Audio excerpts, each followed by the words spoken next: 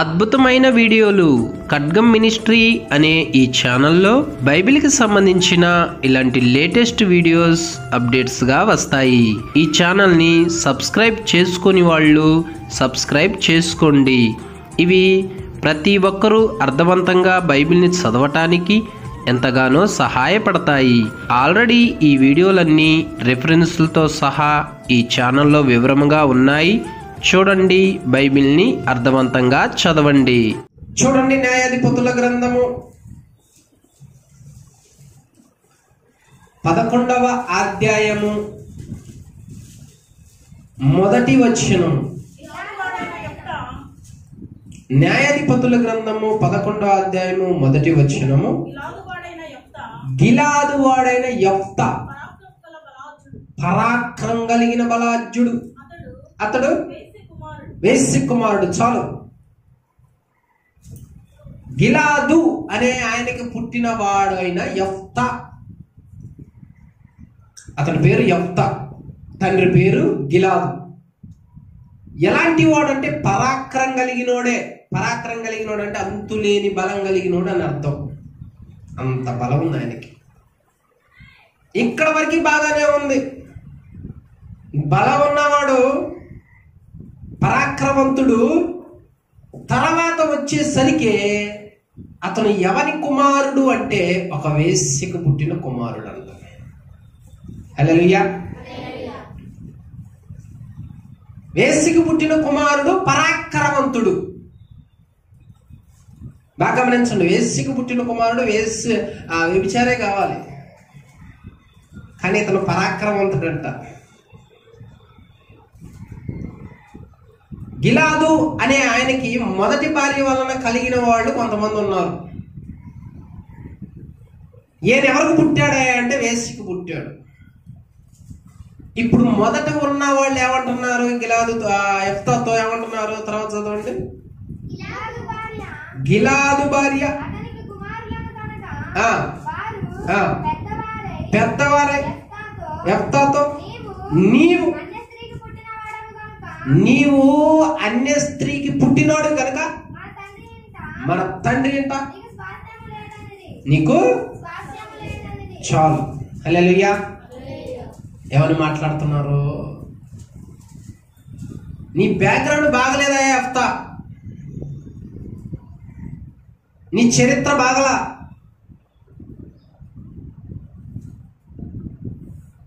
నీ తల్లి ఎలాంటిదంటే వ్యభిచారి. సమాజంలో గౌరవంగా మేము తిరగాలన్నా, తలెత్తుకొని ఉండాలన్నా, మా ఇంటికి ఎవరైనా వచ్చి పోవాలన్నా నీలాంటోడు మా పక్కన ఉంటే మాకు విలువ తక్కువ అంటున్నారు వాళ్ళు.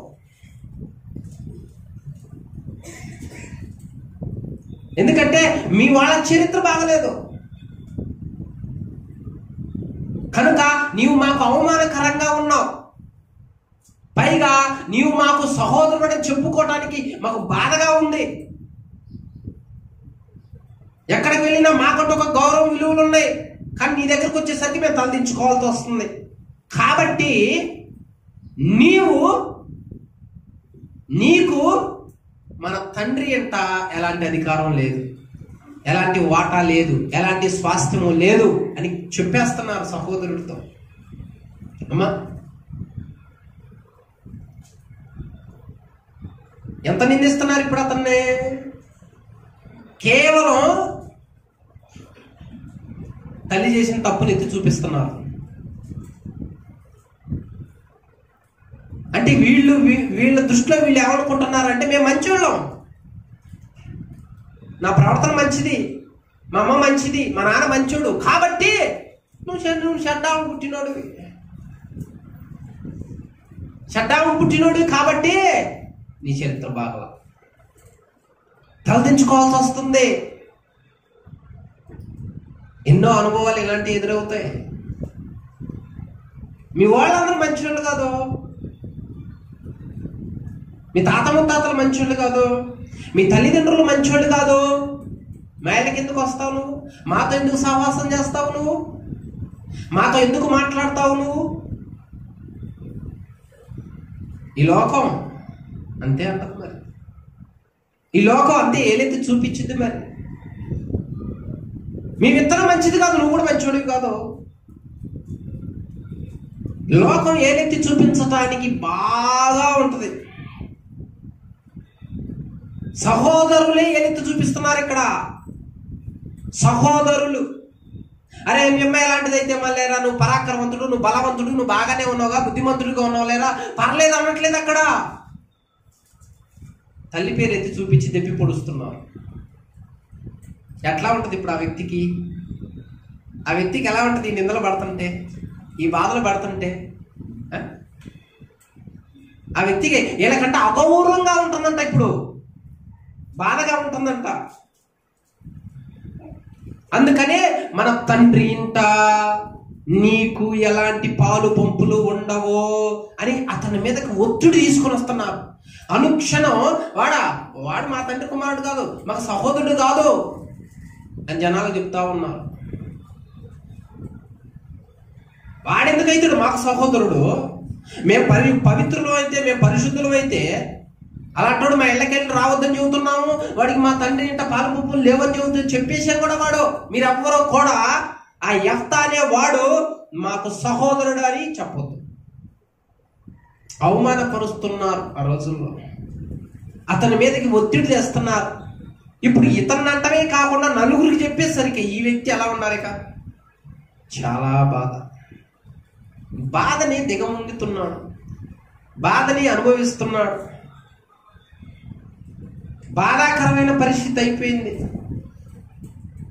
ఇక సొంతోళ్ళే అట్లా అంటే పరిస్థితి ఏంటి? సొంతోళ్ళే అలా మాట్లాడుతుంటే పరిస్థితి ఏంటి? అయినా వెళ్ళిపోయిన వాళ్ళు, లేకపోతే ఆ తల్లిదండ్రుల గురించి ఏదైతే చూపించటం అవసరం అంటే ఈ లోకానికి అదే. లోకం ఎవరిని స్నేహించుద్ది అమ్మా? లోకం ఎవరిని స్నేహించుద్ది అంటే ఎట్లాంటి వాళ్ళని స్నేహించుద్ది? నీతిని స్నేహించదో, చెడుని స్నేహించుద్ది. ఇప్పుడు ఆ వ్యక్తిని ఏదైతే చూపిస్తున్నారంటే వీళ్ళందరూ మంచి వాళ్ళు అని వాళ్ళంతటా వాళ్ళే ముద్రేసుకుంటున్నారు.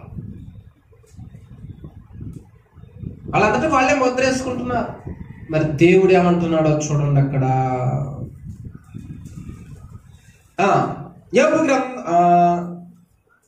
దేవుడు ఏమంటున్నాడు? మొదటి సమూయేలు గ్రంథం 16వ అధ్యాయము 7వ వచనం. అయితే అతని రూపమును అతని ఎత్తును లక్ష్య పెట్టద్దు. మనుషులు లక్ష్య పెట్టు వాటిని హల్లెలూయా. చూసావా? మనుషులు దేనిని లక్ష్య పెడుతున్నారు? యెఫ్తా జీవితంలో దేనిని ఏదెత్తి చూపిస్తున్నారు అంటే వాళ్ళ తల్లి చేసిన తప్పుని ఏదెత్తి చూపిస్తూ అతను అవమానపరుస్తూ, హేళన చేస్తూ అతని సాక్ష్యాన్ని దెబ్బతీస్తున్నారు. కానీ దేవుడు ఏమంటున్నాడు? వాళ్ళ మాటలు, వాళ్ళ ఎత్తు, వాళ్ళ ఆస్తులు నువ్వు లక్ష్య పెట్టొద్దు, నువ్వు వాటి వైపు చూడొద్దు. ఎందుకంటే మనుషులు వాటిని లక్ష్య పెడతారు, కానీ యెహోవా హృదయాన్ని లక్ష్య పెడతాడంట. మనుషులు లక్ష్య పెట్టే వాటిని దేవుడు లక్ష్య పెట్టడు. హల్లెలూయా. కనుక బాధపడొద్దు. నిన్నెవరన్నా ఏమన్నా ఆ విషయంలో బాధపడొద్దు. ఎందుకంటే మీరు పై రూపాన్ని లక్ష్య పెడతారు. మీరు కంటికి ఏది అందంగా కనిపిస్తే దాన్నే లక్ష్య పెడతారు. ఎందుకంటే వాళ్ళు లోక సంబంధులు కనుక ఎంకరేజ్ చేయరు.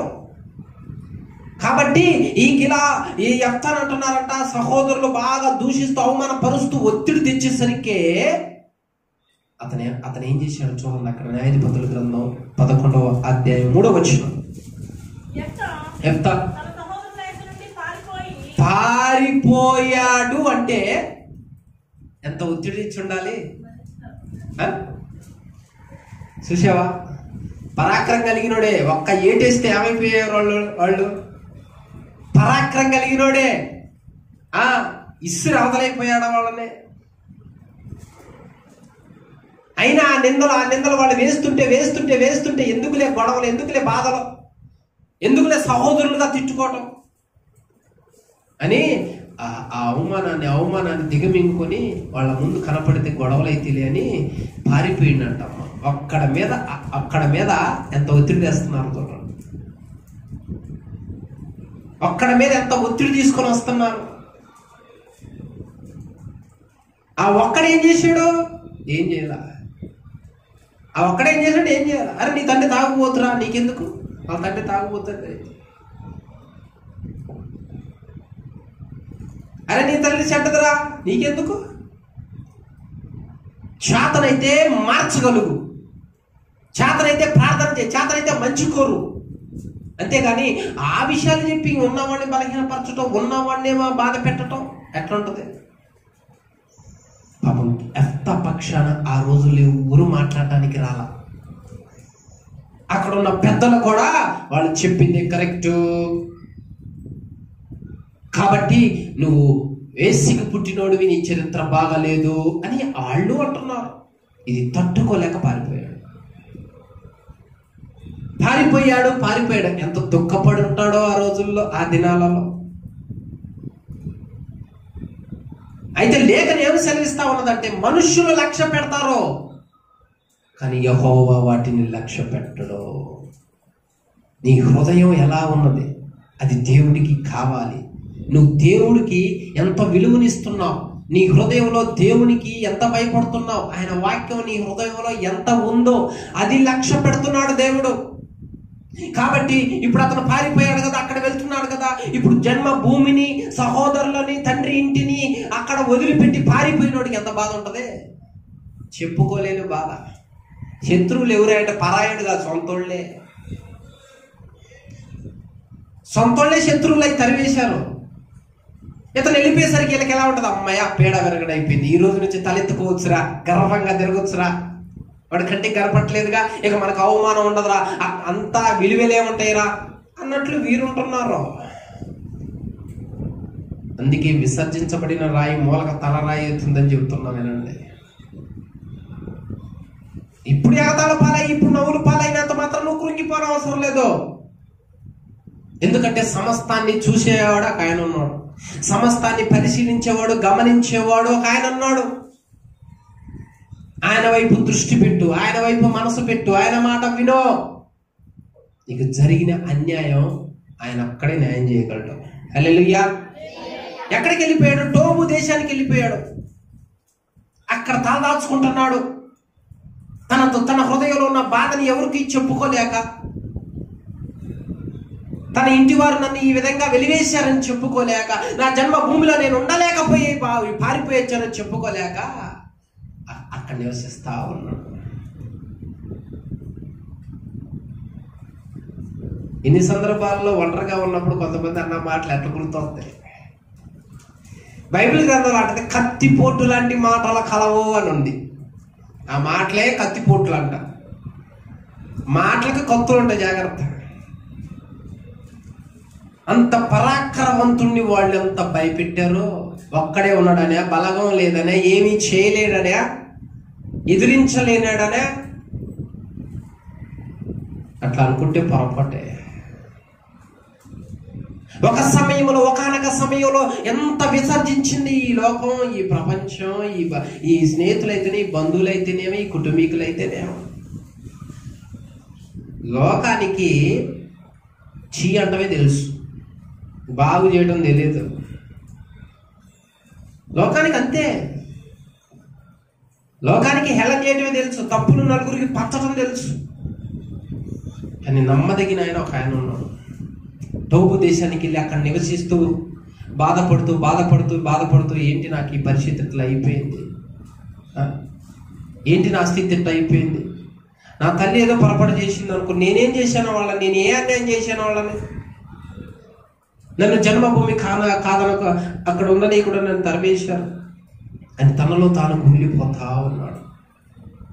కానీ యెహోవా కను దృష్టి ఎవరి మీద ఉంటది అంటే, మనుషులు లక్ష్య పెట్టే దాని మీద ఉండదు. హల్లెలూయా. మనుషులు నిన్ను ఇదిగో నువ్వు ఎలా ఉంటే మీ ఇంటికి వస్తావు, నువ్వు ఎలా ఉంటే నీతో మాట్లాడతాం, నువ్వు ఎలా ఉంటే మా సమాజానికి వస్తావు, మా ఫంక్షన్లకు వస్తావు, మేము మీ ఇంటికి వస్తాం అంటే వాటికి నువ్వు భయపడద్దు, వాళ్ళకి నచ్చినట్టు ఉండొద్దు. నువ్వు ఇలా ఉంటే బాగుంటావు అంటే వాళ్ళకి నచ్చినట్లు ఉండొద్దు. దేవుడు ఏమంటున్నాడు అక్కడ? మనుషులు లక్ష్య పెడతారు, లోకం తన వారినే స్నేహించుద్ది. మనం లోక సంబంధం కాదుగా, చెప్పు. మనం లోక సంబంధులం కాదు, దేవుని బిడ్డలం. పై రూపం ఎవరైతే లక్ష్య పెడుతున్నారో వాళ్ళ మాటలు అసలు నమ్మకూడదు. క్రైస్తవుడు అసలు నమ్మడం. ఇలాంటి వాళ్ళ దగ్గర ఉండటం కన్నా వెళ్ళిపోవడమే మంచిదని వెళ్ళిపోయింది అతను. కానీ దేవుని కనుదృష్టి, దేవుని మనస్సు ఎవరి మీద ఉన్నదయ్యా అంటే, అమ్మా కొంతకాలానికంట అమ్మోనీలకను ఏళ్ళకి యుద్ధాలు జరుగుతున్నాయి.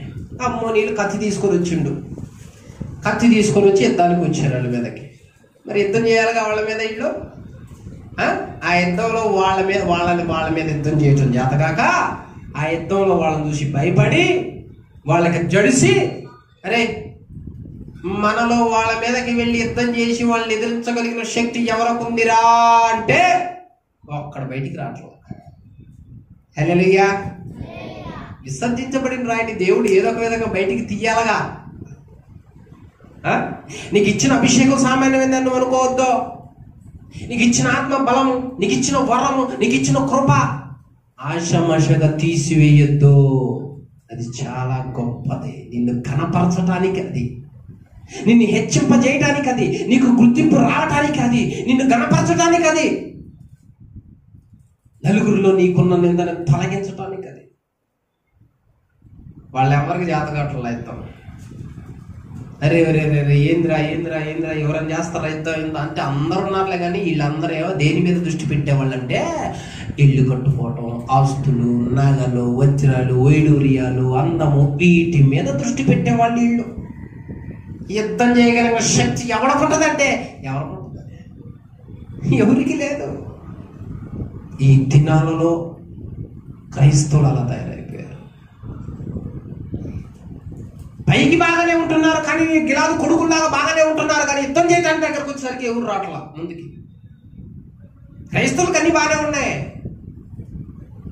ఆత్మీయ యుద్ధంలో శత్రువును పడగొట్టగలిగిన శక్తి ఎవరికి ఉంటుందయా అంటే దానికి ముందుకు రావటం. శత్రువుతో పోరాడటం అంటే కడుపు మాడుద్ది, మొహం మాడుద్ది,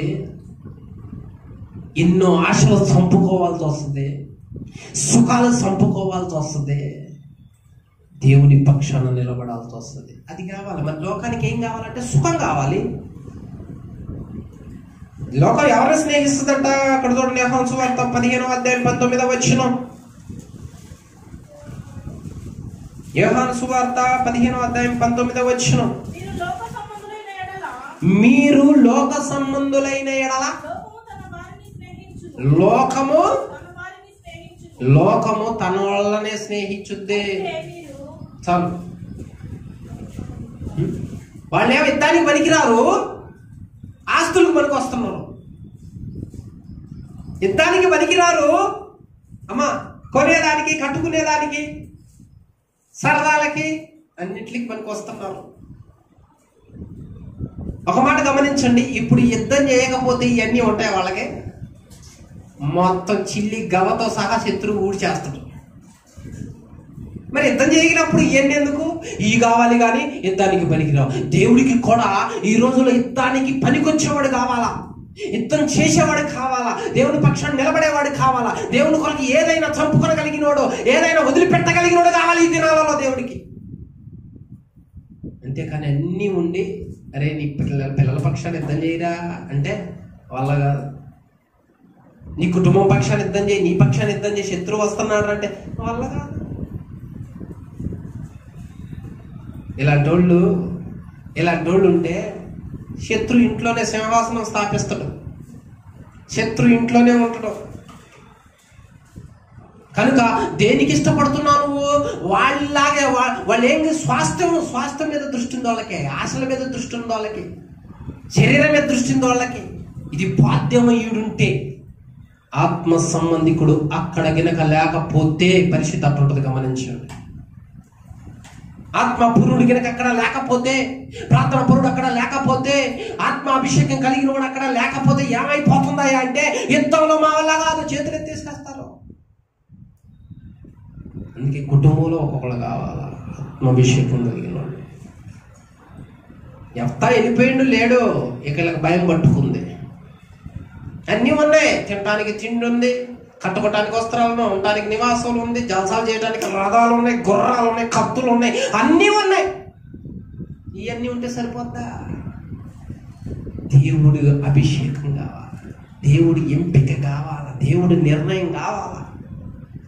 ఆయన ఆశామాషాగా ఎవరి పక్షాన వాళ్ళకి పడితే వాళ్ళ పక్షాన ఉన్నాడు. ఎఫ్తాకు జరిగిన అన్యాయం దేవుడు చూస్తున్నాడు. ఇక ఆ యుద్ధంలో వీడు ఓడిపోయి వీడు భయపడి వామ్మో ఇక మనలో యుద్ధం చేసేవాడు ఎవడో లేడు, చెయ్యగలగాలి అంటే అదిగో ఆ వేసిక పుట్టినోడు వాడి వల్లే సాధ్యమైద్దిరా, ఎందుకంటే వాడు పరాక్రమవంతుడురా.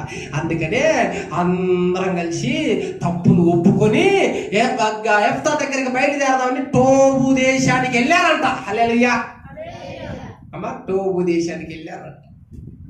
చూసావని ఆత్మాభిషేకం కలిగిన వాడి కోసం ఎంత దూరం వాడు పరిగెడుతున్నారు. వాడే దిక్కు, ఆ లేకపోతే లేదు. నువ్వు బలం పొందుకోకుండా, నువ్వు శక్తిని పొందుకోకుండా అలాగనే ఉండకపోతే శత్రువు చెరబడతాడు. అక్కడికి బయలుదేరారు గిలాదు పెద్దలు. వచ్చామంటున్నారు చూడండి, 8వ వచనం. సారీ, ఒక్క నిమిషం. 8వ వచనం. అప్పుడు గిలాదు పెద్దలు అందుచేతనే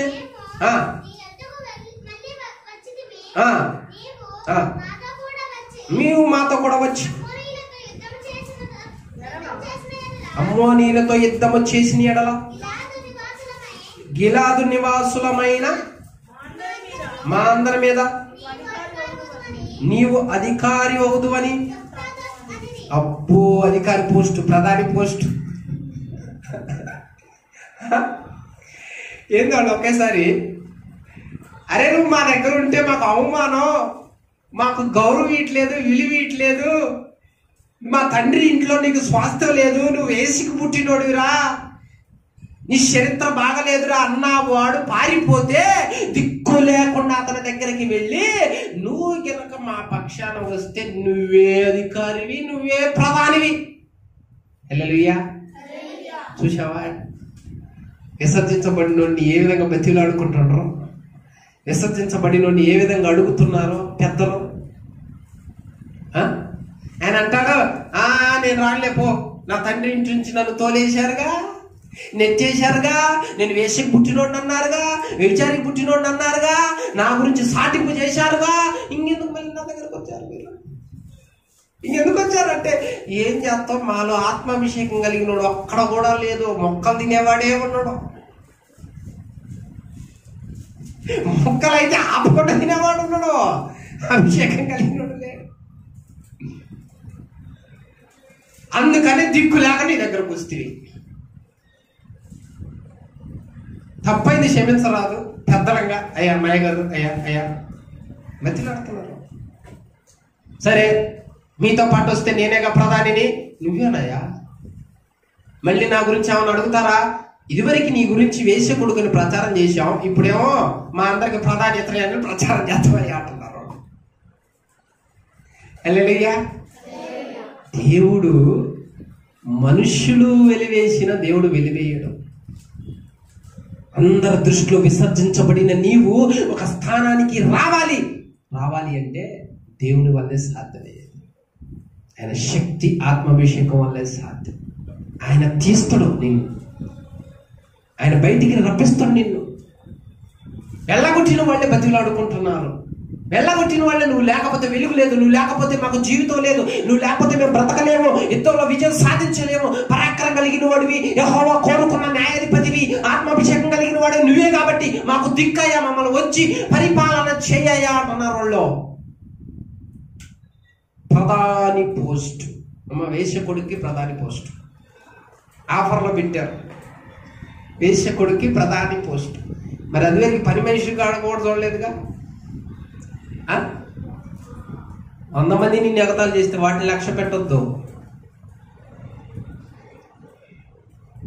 హేళన చేస్తే వాటిని లక్ష్య పెట్టొద్దు. ధైర్యంగా ఉండు. దేవుడు కదా కోరుకున్నది నిన్ను మనుషులు విసర్జిస్తే నేను విసర్జించలేదు అంటున్నాడు దేవుడు. నిన్ను మనుషులు కాదంటే నేను కాదన్నానా అంటున్నాడు దేవుడు. నా ఆత్మ నీలో ఉంచా కదా, నువ్వెందుకు దిగులు చెందుతావు? దేవుడు చీ అంటే బాధపడాలా, దేవుడు కాదంటే బాధపడాలా? దేవుడు కోరుకుంటున్నాడా? ఆత్మచేత నింపుతున్నాడా? మాట్లాడుతున్నాడా? నా కుమారుడా, నా కుమార్తె అంటున్నాడా? ఎవరు పలకనే భాష నీ నోట పలికిస్తున్నాడా? నిన్ను వాడుకుంటున్నాడా? నీకంటే ఒక ఘనతను తెప్పించాలని ఆశపడుతున్నాడా? అలాంటప్పుడు వాళ్ళ గురించి మనం బాధపడాల్సినంత అవసరం లేదు. ఆత్మాభిషేకం కలిగిన వాడు దిక్కు కుటుంబాలకి, సమాజానికి. ఆత్మాభిషేకం రాయా అయ్యా, నువ్వు రాయా, పెళ్ళం పిల్లలు అందరం కలిసి భయపడుతున్నామయ్యా. అన్నీ ఉన్నా తినాలంటే భయం. వాడు ఎప్పుడు వస్తాడో, అమ్మో నీళ్ళు ఎప్పుడు వస్తారో, ఎప్పుడు చంపుతారో. ఎంత దూరం అతను పరిగెట్టాడో, ఎంత దూరం అతను భయంతో వెళ్ళాడో, ఇప్పుడు అతని దగ్గరికి ఇలా భయంతో వచ్చాడు. ప్రతిలాడే పరిస్థితి ఏర్పడదు. అందుకనే దేవుడు కూడా ఏ వ్యక్తిని విసర్జించడం. జాగ్రత్త. చూడు, యోబు గ్రంథం 36వ అధ్యాయము 5వ వచనం. యోబు గ్రంథం 36వ అధ్యాయము 5వ వచనం. ఆలోచించు. దేవుడు బలవంతుడు కానీ ఆయన దేవానికి స్తోత్రం. హల్లెలూయా. దేవుడు బలవంతుడు కానీ ఎవరిని తిరస్కరించడంట. ఇంత గొప్ప దేవుడు. దేవుడు బలవంతుడు, ఎవరిని ఏలెత్తి చూపించడు. దేవుడు బలవంతుడు. అరే నాకున్న బలం నీకుందా, నాకున్న సౌందర్యం నీకుందా, నాకున్న ఆస్తి నీకుందా, నాకున్న బలం నీకుందా అని ఎవరిని ఏలెత్తి చూపి జగతాలు చేసి చిన్న చూపు చేయడం ఆయన. కానీ మనుషులు మాత్రం చేస్తారు. మనుషులు ఖచ్చితంగా చేస్తారు. మాకు వెనక 4 రాళ్ళు ఉన్నాయి, నీకున్నాయా అంటారు. మాకు వెనక 4 రాళ్ళు ఉన్నాయి, మీకేమున్నాయి? మాకు వెనక ఆస్తులు ఉన్నాయి, మాకు వెనక పలుకుబడి ఉంది, మీకేమున్నాయి? ఏముంది నీకు వెనకేముంది అంటే బ్యాడ్ సాక్ష్యం అంటారు మనుషులు. కానీ దేవుడు ఏమంటాడంటే, వాడికి అయ్యున్నా నా తోడు లేదు, నా కృప లేదు, నా అభిషేకం లేదు, వేస్టే. కానీ నేను నీలాంటి కోరుకుంటా అంటాడు దేవుడు. అక్క వేసి కుమారుని అంత ప్రేమించి అంత పైకి లేపాడే, ఆ స్థానానికి తీసుకుని వచ్చాడే. దేవుడు అంత ప్రేమ కలిగినోడై ఉండాలి, అంత కృప కలిగినోడై ఉండాలి. ఆయన ప్రేమ వదిలిపెట్టదు. ఆయన ప్రేమ కనికరం కలిగినదే. ఏ స్థితిలో ఉన్న దేవుని వైపు చూడు, ఆయనే బయటికి రప్పించేవాడు. ఆయన దేవుని మనం దేవుని మహిమపరిచే స్థానానికి తీసుకొని వచ్చేవాడు. ఒక నత్తుడు మోష, ఎన్నిక లేనోడు మోష, నాలుక మందముడు మోష. కొన్నిసార్లు పిల్లలు అంటే దెస్సులోని కైలకు అని చదవండ్రా అంటే దెస్సులోని కాయలకు అని చదువుతుంది. మన్నోరు తిరక్క. ఇక 4 మంది వాళ్ళు ఏం చదవాలా? 4 మంది వాళ్ళు ఎడ చదవాలి? ఇక దాన్ని ఇంకా ఘోరంగా చదువుతారు. అలాంటి 4 మందముడు అరే నువ్వు కావాలరా అంటుండ దేవుడు. వేసి కొడుకు అందరు ఎగతాలు చేస్తుంటే నువ్వే కావాలంటుంట దేవుడు. ఒక బలహీనుల్ని బలపరిచి ఒక స్థానంలో పెట్టి వాళ్ళని గౌరవించే స్థితికి తీసుకుని రావటం దేవుడికి ఇష్టం. సాధారణగాడికి అట్లా కాదు. వాడు కిరాతకుడు, హంతకుడు. వాడే స్థితికి తీసుకొని వస్తాడు అంటే మెత్తని మాటల చేత పాపం చేపించి ఒక స్థానానికి వచ్చిన తర్వాత ఒక్కసారి కుప్పకూలే పరిస్థితి చేస్తున్నాడు. దేవుడు అలాంటోడు కాదు. ఆయన క్షేమాన్ని కోరేవాడు, మన ఆయుష్ను కోరేవాడు, మన బ్రతుకుని కోరేవాడు, మనకి ఘనతని కోరేవాడు, మనం హెచ్చించబడాలని కోరేవాడు. కానీ సాతానుగాడు మన నాశనాన్ని కోరేవాడు. వాడు మనకి ఏది ఇచ్చినా దురుద్దేశంతోనే ఇస్తాడు. తెలియక చాలా మంది వాడినే నమ్ముతున్నారు. వాడు ఏ ఆశ చూపించినా మనలో ఏదో కోరతున్నాడు. ఏంటంటే ఆత్మని, మన ఆత్మను కోరతాడు. అందుకే లోకం తన వారిని స్నేహించును అనేది. ఈ లోకస్తులు కావాల్సింది ఏంటి? సుఖం. అది సాతానుగాడు దేవుడికి, యేసు ప్రభు వారికి ఆశ చూపించాడు. ఈ లోక రాజ్యాలన్నీ నీకు ఇస్తా, నాకు నమస్కారం చేస్తావా అంట. చక్రవర్తి దేవుడు. ఆయన మన ఏందుండగా సాతానుగాడికి మనం నమస్కారం చేసేది ఏంటి? ఆ క్షణిక ఆవేశం ద్వారా కాదు గేహాజీ దేవుని సన్నిధిని వదిలిపెట్టి కుష్టి తెచ్చుకున్నది. ఆ డబ్బు వైపు పరిగెట్టబట్టి కాదు యోధ తనకు తాను ప్రాణహాని తెచ్చుకున్నది. చూసావా సాతానుగాడు ఎంత మెత్తగా నూరిపోసాడు వాళ్ళకి. అరణ్యంలో ఆకాను రహస్యంగా దాచి పెట్టుకున్నాడంట. కొన్ని చెప్పించబడిన వాటిలో దొంగిలించి, అరే వద్దురా వద్దురా వద్దురా దేవుడు చెబితే బిలాము చెప్పినా బయలుదేరిందంట చెప్పించడానికి. ఆ జీవితాలు ఏమైపోయి సాతానుగాడు చూడు ఎంత మత్తులకు దించిపోయింది. వాడు వద్దు అనేదే చేపిస్తున్నాడు, కాదు అనేదే చేపిస్తున్నాడు. ఎందుకంటే లోకంలో ఇలా ఉంటే నీకు ఘనత రాదు, ఇలా ఉంటే నీకు ఘనత ఉండదు, నిన్ను మెచ్చుకోరు. నిన్ను మెచ్చుకోవాలంటే లోకపరంగా నువ్వు ఉండాలంటాడు వాడు. అప్పుడు నిన్ను పొగుడుతారు, నువ్వంటే ఇష్టపడతారు, నీ దగ్గరికి వస్తారు అంటాడు. దేవుడు ఏమంటాడంటే, కుమారుడా వాడు నిన్ను మోసపుచ్చుతున్నాడు, కుమారుడా వాడు నిన్ను మెత్తని మాటల ద్వారా నరకానికి తీసుకొని పోతున్నాడు.